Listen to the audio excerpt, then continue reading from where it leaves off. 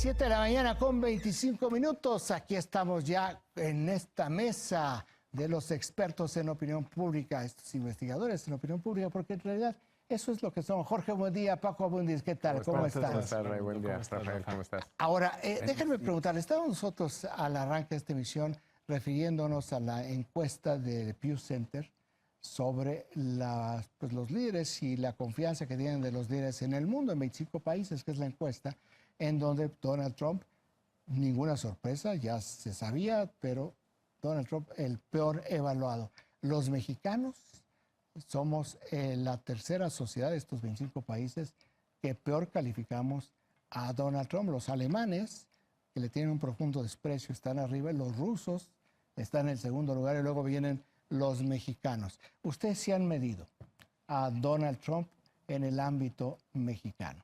Aquí, ¿qué es lo que ustedes han encontrado sobre el por qué los mexicanos no quieren a Donald Trump? Bueno, lo que hemos encontrado es una gran homogeneidad, digo 85, 88% que tiene una mala opinión de él, quizá un 2% una imagen positiva. Entonces es muy constante y esto ciertamente viene incluso desde antes de que tomara la presidencia de la República, porque básicamente su campaña la hizo alrededor del muro.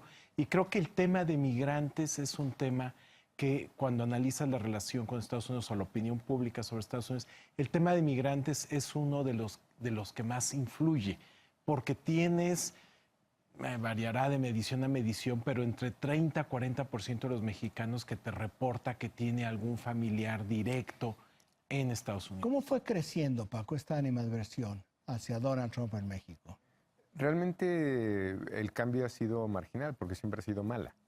Es decir, más bien como ha subido su nivel de conocimiento, ha subido su nivel de negatividad. Como dice Jorge, está alrededor de 85, menos 85, ¿no? O imagen negativa, 85. Lo que es más interesante es que precisamente el Pew tiene un capítulo hispano. Y ese capítulo de los hispanos solemos tomarlo para reproducir y replicar sus preguntas en México de manera independiente, pero retomamos el modelo del Pew y es muy impresionante la similitud. Es decir, este número se repite entre hispanos en Estados Unidos y en México, y lo que tiene el Pew, que es hay que recordar que es la ONG con la mayor cantidad de dinero, con el mayor endowment en el mundo para hacer estas cosas. Pocos se pueden dar ese lujo de hacer estos esquemas comparados. En el mundo además somos de los que tienen, ¿no? Como decías, una imagen más negativa. Entonces a mí lo que siempre me ha llamado la atención es que somos nosotros, luego vendrían los hispanos en Estados Unidos, pero buena parte de América Latina homogéneamente tenemos una imagen muy negativa. Igual, que argentinos y mexicanos estamos igual. Exactamente. Ahora, esto lo quería yo presentar un poco como contexto, porque quiero que escuchemos algo que dijo el presidente Enrique Peña Nieto ayer. Vamos sobre Donald Trump y sobre los contextos o el contexto del acuerdo firmado con Estados Unidos. Vamos a ver esto.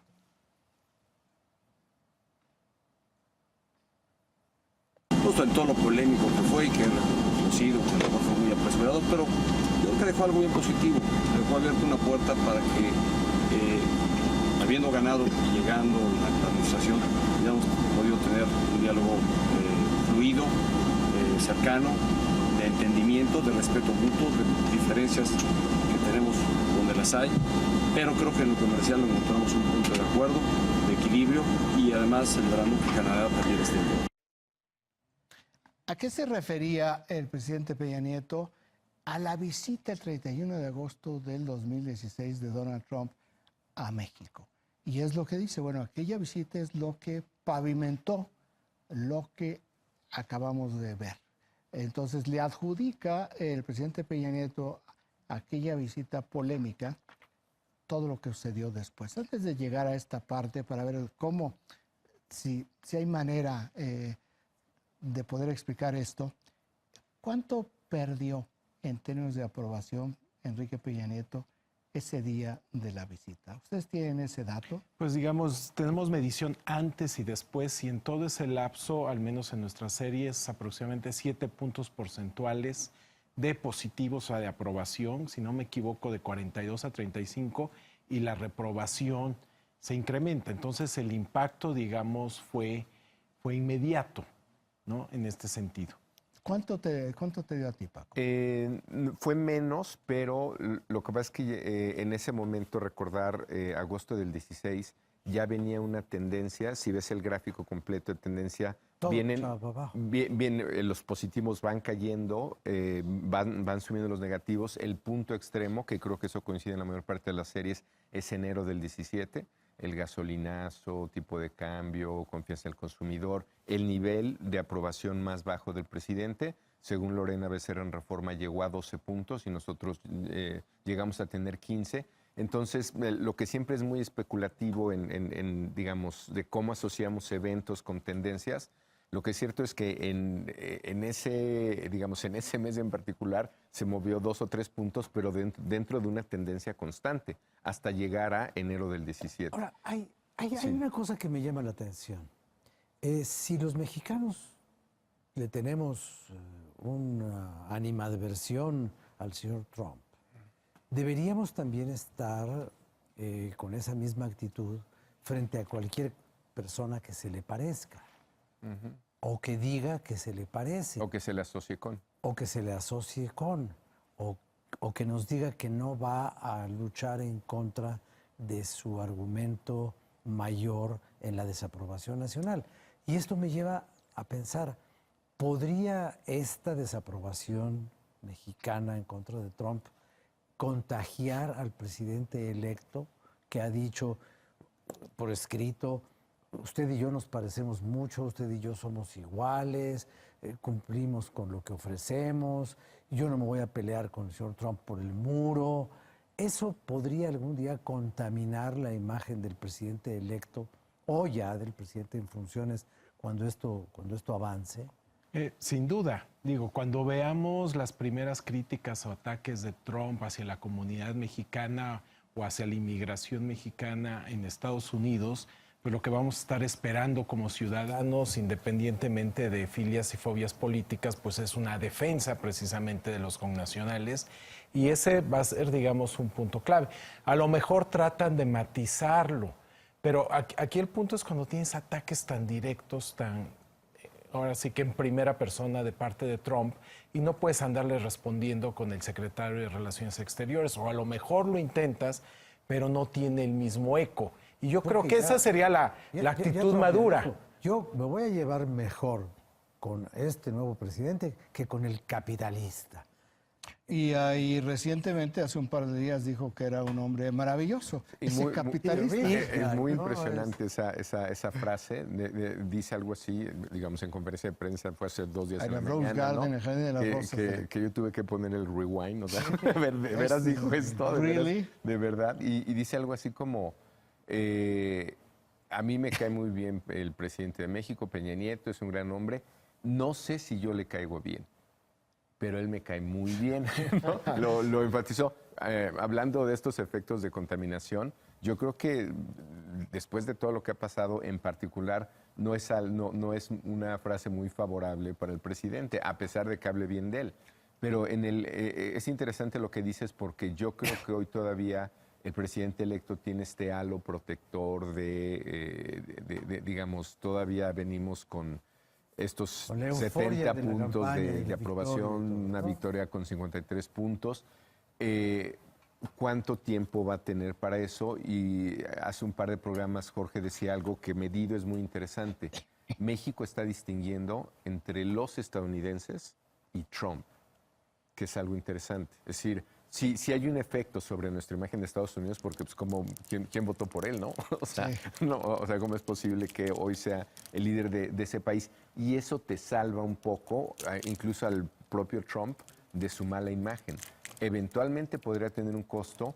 Yo creo que sí va a ser muy interesante, digamos, en la prueba de fuego después del 1 de diciembre, qué va a decir el presidente ya como presidente, no como presidente. Ahora, también hay que recalcar, Trump se guía mucho ahora sí que por sus emociones, y él verdaderamente le gusta identificarse con ganadores. López Obrador es un gran ganador y de hecho lo ha expresado públicamente Trump, ¿no? Ganó abrumadoramente en las elecciones, igual que yo. Entonces, mientras haya, digamos, sigamos en esta luna de miel o en este halo que te da altos niveles de aprobación, pues pues sin lugar a dudas eso va a inhibir las críticas de Trump. Veamos el contraste con el presidente Peña.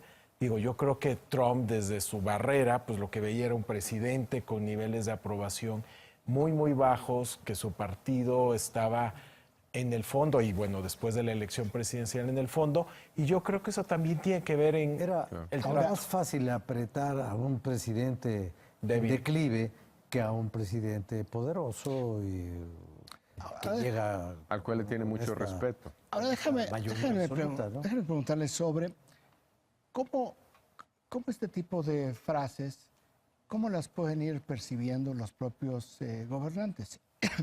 Pienso en Enrique Peña Nieto y después puede ser, vamos a ir hacia Andrés Manuel López Obrador, pero hay manera de medir o de tener algo en el cual se pueda uno asir.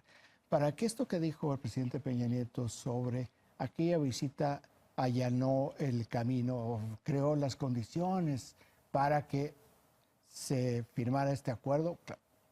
En ese momento era candidato presidencial, el voto popular lo perdió, él iba 10 puntos abajo de Hillary Clinton en ese momento, era muy fuerte. Pero hay esta forma de poder medir que todo esto, en realidad, él sí tenía razón y 120 millones de mexicanos no tenían razón. O simplemente no hay forma de medir este tipo de declaración. Bueno, creo que son dos hechos desconectados que le están tratando de dar una racionalidad, ¿no? Pero es total, es eso que se conoce como las consecuencias inesperadas de las acciones. Yo creo que la probabilidad de una victoria de Trump era bajísima, los costos de invitarlo era altísimo desde una perspectiva de utilidad esperada, bueno, era una pésima decisión. Era una pésima inversión política. Exactamente, y después tuviste la fortuna de que ganara, de que pudieras tener esa relación, porque digo, además, pues en la política, digo, las buenas relaciones pueden durar o pueden ser tan efímeras como 3, 4, 5 meses. Y eso no impidió que siguieran las críticas de Trump hacia México, y digo, lo hemos comentado acá. Pasó ese mismo día en la noche. Pasó ese mismo día en la Arizona. noche. A las 3 horas. Y- A las 3 horas de terminar. Y fue el elemento el propulsor de la campaña. De aquí se fue a Arizona y ahí endureció. Porque hay un tema que no antimigrante. hemos tocado. Desde por ahí de 2005, en Estados Unidos, la opinión pública empezó a cambiar y el tema de inmigración o antiinmigración se empezó a alinear partidistamente. Es decir, los republicanos fueron quienes empezaron a ser los más críticos de la inmigración ilegal. Entonces, ya llevamos muchos años donde los republicanos, básicamente lo que se han apropiado es del tema de ser los duros en migración, mientras que los demócratas son, digamos, los más cercanos a posturas proinmigrante. Entonces, en ese contexto, pues diga, cuando Trump empieza, digamos, a atizar, digamos, al electorado republicano, pues lo único que hizo fue seguir sobre esa línea. Y eso no cambió absolutamente con visita o sin Sí. visita. Este argumento, además, el del presidente, hay que recordar que es uno que tiene la administración desde el principio, que incluso Meade retoma en el último debate, asegurando, y eso es lo que es más difícil de probar, cuánto de esta estrategia funcionó. Pero desde la visita hasta el día de hoy, hablan de una operación política, por lo menos así lo ha puesto esta administración y el propio candidato Meade así lo puso, donde todo lo que estaba pasando y todo lo que estaba saliendo bien se debía a ese reconocimiento del presidente. Si recordamos en qué momento pasó eso, hay que pensar, digamos, el destape de Trump es básicamente en enero de ese año. Y es cuando él toma una definición y una postura más radical sobre este tema. En junio del 2015. En Junio la del Torre 15. Trump ahí dice, quiero ir por la candidatura presidencial y México es mi enemigo. Empieza, es un año antes, digamos, ¿no? Y, digamos, dice la teoría electoral en Estados Unidos que es muy difícil, digamos, que las posiciones radicales te sirven mucho para una primaria, para ganar la elección al interior de tu partido, y que después ya tienes que explicar los cómo y moderar tu posición cuando vas en la constitucional, cuando ya vas contra los demócratas. Lo interesante del caso de Trump es que no solamente no la moderó, sino que la radicalizó.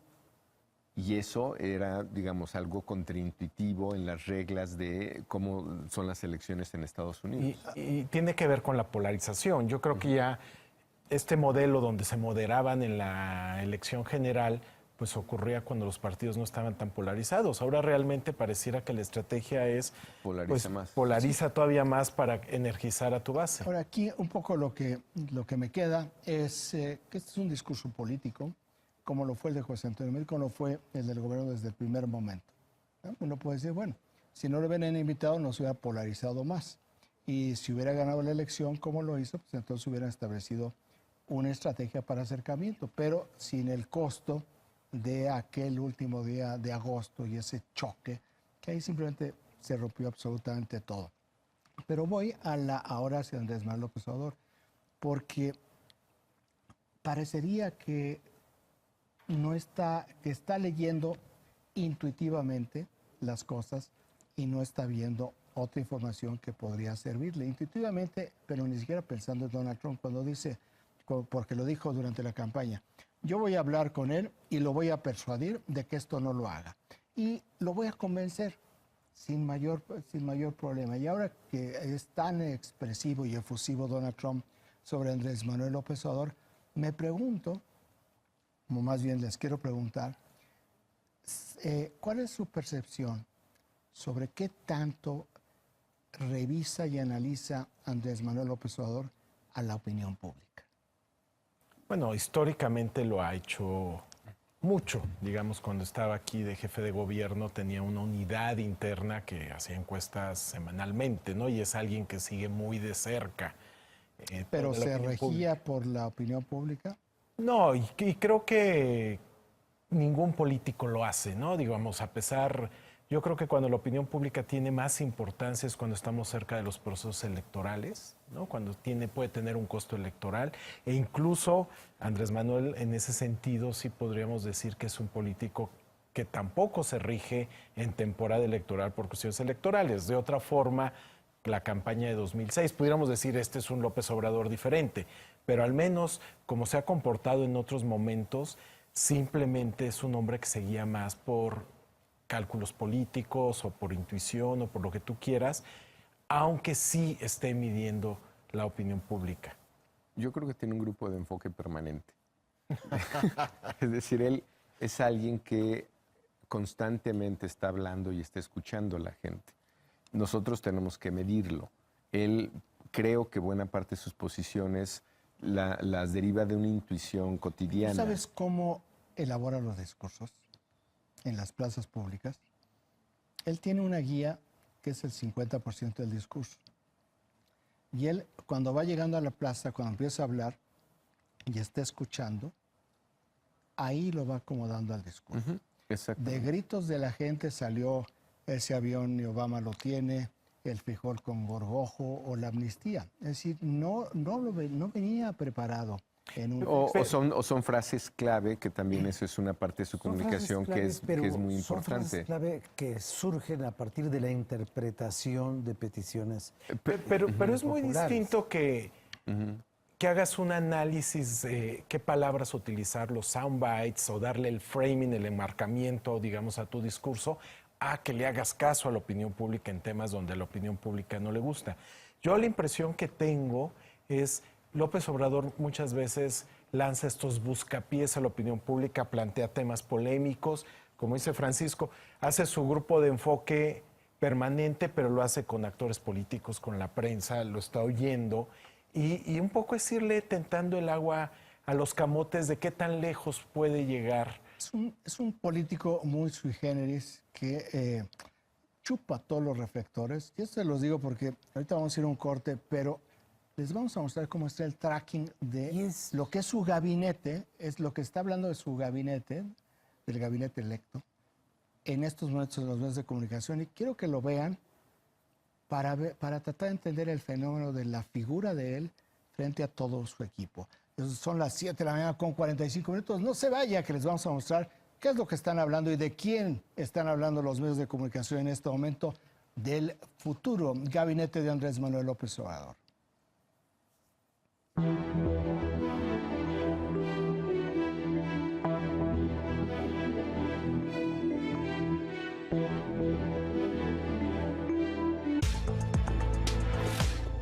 7 de la mañana con 48 minutos. Estamos aquí platicando con Jorge Buendía y Paco Abundis. Vamos a mostrarles cómo está el tracking de opinión pública, que es una medición en tiempo real que nos proporciona Intélite de lo que se está discutiendo en este momento en los medios de comunicación. Era distinto hace un rato, puede cambiar un poco más adelante. Vamos a ver el tracking, que es sobre el gabinete que ha nombrado el presidente electo, el futuro gabinete. Ahí tenemos a Marcelo Ebrard, que tiene el mayor número de menciones, y por eso voy a mencionar las menciones. 33 menciones de Marcelo Ebrard, quien va a ser el secretario de Relaciones Exteriores. El alcance que está teniendo es de poco más de 1,5 millones. Vamos a ver quién está en segundo lugar.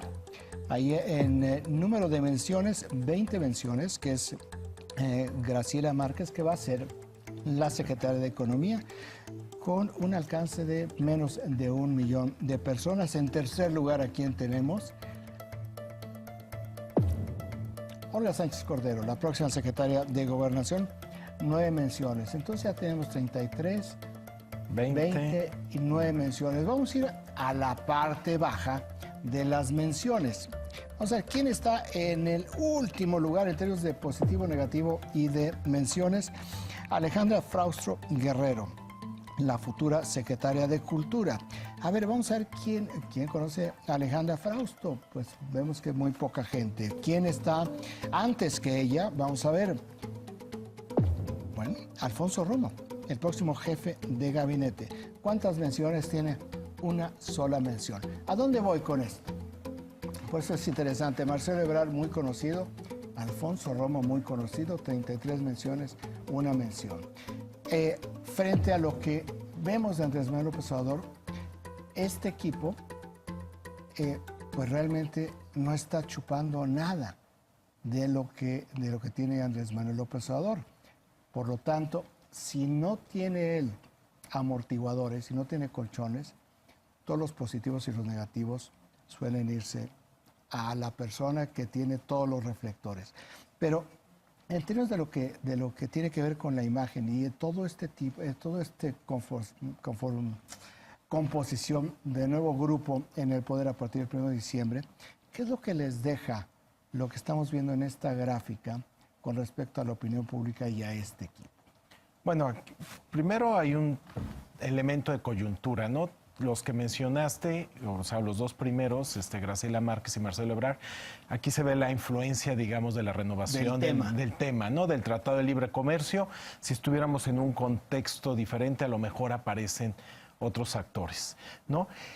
Pero ciertamente creo que aquí la pregunta, como tú dices, ¿quién es el colchoncito que hay entre el presidente y la opinión pública? Vocero, ¿quién habla a nombre del presidente? Yo incluso haría un planteamiento más allá. ¿Quién es el jefe político después de López Obrador? Creo que podemos interpretar o entender muchos, digamos, de los desacuerdos o de los problemas en el Congreso. Hablábamos la semana pasada de estos cambios en las comisiones, porque todavía no queda claro, después de López Obrador, quién es el que da las instrucciones. Quizás sea una persona que ha permanecido fuera de todas estas menciones. Puede ser. Y que por ser el más cercano es el más invisible. Y se llama Julio Scherer. Pudiera ser. Pero Ahora, no sé si jefe político. No, jefe, quizás no sea el jefe político, pero que es posiblemente el hombre, uno de los dos, que tiene más capacidad de influencia en el pensamiento del presidente electo. Yo estoy absolutamente seguro. Más que Romo. Romo no creo que tenga ninguna influencia. Romo es simplemente una llanta de refacción que se usa para cuando hablas con los de Monterrey ahí, pero no tiene ningún poder ni dentro de la estructura, ni dentro de la doctrina, si lo pudiéramos entrecomillar eso de doctrina, del López Obradorismo. Y ahora, Julio Scherer sí. Esto, digamos, es política interna, Toma política, decisiones, ¿no? decisiones, gabinete. Yo, si lo refiero a la opinión pública, en este gabinete probablemente la figura con más visibilidad, porque hay que recordar que ya fue candidato o precandidato a la presidencia, es Marcelo Ebrard. Entonces, más allá de las menciones que tú tienes en medios, es con qué capital político propio llegan. Y tienes figuras públicas con mucha visibilidad más allá del gabinete que se les considera morenistas o muy prominentes en esta administración, como es la propia jefa de gobierno de esta ciudad, como es alguien como el senador La próxima jefa de gobierno. Próxima jefe de gobierno, perdón. Es que ya damos falta por hecho que esto ya empezó. Está en funciones, pero no es legal. Exacto. Todavía no es legal. Pero hay otras figuras y bueno, y eso, por ejemplo, ya lo estamos midiendo. O sea, estamos midiendo los niveles de conocimiento de estos nuevos personajes públicos, algunos nuevos para la gente, aunque son dos discusiones y por eso creo que es importante distinguirlas. Puede ser que un empresario como Romo sea muy conocido en un circuito de discusión, pero afuera no es alguien conocido, a diferencia de Marcelo Ebrard. Tú puedes escuchar el mismo nombre, pero si no tienes referente de él y alguien tan, digamos, que viene con tanta historia política, y yo creo que es de lo que tendríamos que partir. Los medios pueden ir cambiando su imagen, pero hay otras figuras alrededor de esta administración que tal vez no forman parte del gabinete o no son parte del Ejecutivo, pero que son figuras muy visibles porque tienen capital político propio. Ahora, yo creo que en la misma línea, quienes van a ser más conocidos en la opinión pública, digamos, del gabinete, sin duda Marcelo Ebrard, porque entre otras cosas, pues, tiene una base electoral, por llamarlo así, que es la Ciudad de México, la zona metropolitana. Tiene un peso propio, ¿no? Tiene un peso Eso, propio. Digo, un y eso capital político propio, ocurre siempre, ¿no? Cuando son exgobernadores, pues son conocidos en esa parte. Lo que hemos visto en sexenios anteriores, cuando hacemos evaluación, y yo incluso por eso a veces ya me resisto a hacer evaluación del gabinete o de cómo se percibe a los secretarios, es que la imagen o la opinión está mucho más condicionada por la dependencia que por la persona misma. Es decir, sin saber nombres te puedo decir que secretario de Hacienda, todo lo que tenga que ver con economía y con seguridad pública van a salir pésimamente evaluados, y el procurador, o como le quieran llamar ahora, pésimamente. Educación y salud van a ser los secretarios que van a salir mejor evaluados. Digo, esta es una constante, porque son temas nobles, por ponerlo así, ¿no? Y es son una combinación entre visibilidad y pero te evaluación. gana el puesto, ¿no? En ese sentido, digamos, a Marcelo Ebrard pues no le va a ir nada mal siendo secretario de Relaciones Pero Exteriores. tampoco tendría por qué irle bien, porque es digamos, dentro del gabinete, a nivel de opinión pública, no va a estar todo el tiempo en los reflectores, porque no va a estar persiguiendo ladrones, porque no va a estar... Y ya se acabó el tema de TLC. Pero depende, digamos, esta visión que tiene esta administración, hasta donde entiendo, esta administración entrante de política exterior podría darle mucha visibilidad. Digamos, por ejemplo, para empezar, la carta de 7 cuartillas que le enviaron Trump con una petición muy clara, Sí, que fue motivo de conferencia de prensa. Si Andrés Manuel López Obrador no le interesa realmente el mundo, pues el que va a andar por el mundo y hablando con presidentes y jefes de gobierno, pues va a ser más. Y porque la agenda con Estados Unidos Marcelo está muy es tan intensa. hábil que va a hacer de la migración su bandera de operación política para acercarse al electorado mexicano, porque por desgracia ya empezó el juego de la sucesión. Eso ya lo tenemos todos muy claro, de que siempre en cuanto un gobierno empiezan a moverse las apuestas de quién va a ser el siguiente. Y entonces el más fuerte de todos es Marcelo y después Claudia. Y luego vendrán los y hay la acomodos. creación de otras figuras Sí. públicas como Mario Delgado. La prominencia que está teniendo Mario Delgado ahora como En la líder de Cámara. la bancada en la Cámara, yo creo que esa no va a parar. Es decir, es más visible ahora que no hay gobierno, pero cada vez creo Que que va a además ser más Mario visible. solamente va a estar en la Cámara de Diputados 3 años. Claro, se puede reelegir porque ahora ya hay reelección de diputados, pero no creo que le interese mucho eso, sino llegar a donde haya un hueco en el gabinete. Ahora, el tema internacional, creo que lo que va a ser diferente en este sexenio pues, es Trump, ¿no? Eso le va a Digamos, dar va a mucha estar visibilidad. 2 años más todavía, Exactamente. por lo menos. Y ciertamente en la medida en que que el tema migratorio vuelva a ser tema o lo quiera activar, el muro lo vuelva a activar con fines electorales, pues nos va a meter en la palestra, ¿no? Y va a ser uno de los temas que va a estar recurrente en y la la relación con política. Estados Si ya Unidos ganó es una uno de los constante. grandes temas. Ahora, lo que nos muestra también eso es qué es lo que hace un adversario político. pues va, golpea, critica, se confronta con el que tiene todas las canicas. No se pelea con el que no tiene nada. Y con el que tiene toda la visibilidad. Entonces, si Andrés Manuel López Obrador no tiene estos amortiguadores, entonces va a recibir todo lo negativo. Lo positivo siempre se va para el presidente, pero lo negativo también. No es una buena estrategia ya en la presidencia de la República.